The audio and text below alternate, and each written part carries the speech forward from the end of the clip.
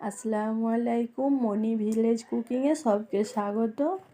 আজ আমি এঁচোড় আলুর রেসিপি বানাতে চলেছি। বাজার থেকে এঁচোড় নিয়ে চলে আসছে মা। আমি সুন্দর করে ধুয়ে নিলাম। নুন আর হলুদ দিয়ে আমি সেদ্ধ বসিয়ে দেব।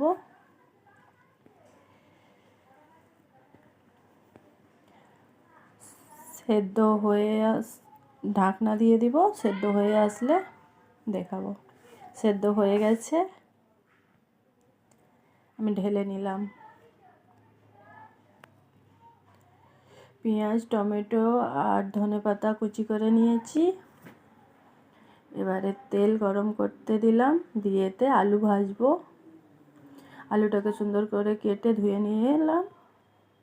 তেলের উপরে আলু দিয়ে দিলাম, নুন আর হলুদ দিয়ে ভেজে নেব। হলুদ আর নুন দিয়ে ভাজা ভাজা হয়ে আসছে, এঁচোড়টাও দিয়ে দিলাম। দিয়ে ভাজা হয়ে গেছে, তেল দিয়ে দিলাম কড়াই গরম করে। গোটা গরম মশলা আর তেজপাতা ফুটন দিয়ে দিলাম। এর উপরে পেঁয়াজ দিয়ে দিলাম। পেঁয়াজটাকে সুন্দর করে ভেজে নেব।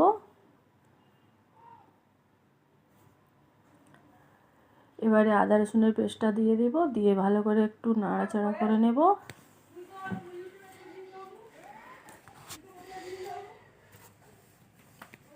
লঙ্কার গুঁড়ো দিয়ে দিলাম, একটু হলুদের গুঁড়ো দিয়ে দিলাম, টমেটো কুচি দিয়ে দিলাম, একটু জল দিয়ে দিলাম, দিয়ে আমি কষাবো। এর উপরে ধনেপাতা কুচি দিয়ে দিলাম।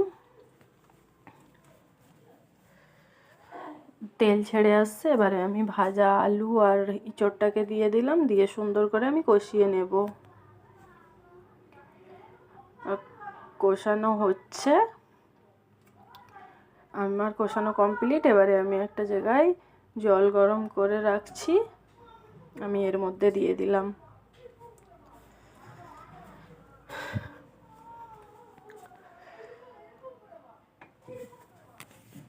ফুটছে তরকারি,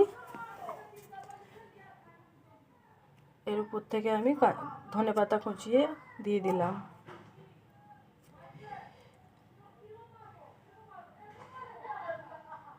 এবারে রান্না কমপ্লিট, সেদ্ধ হয়ে গেছে, আমি ঢেলে নিলাম। দেখুন বন্ধুরা, কত সুন্দর রান্না হয়েছে। এঁচোড় আলুর রান্না এইভাবে করতে হয়। ঠিক আছে, বাই বাই, আল্লাহ হাফেজ।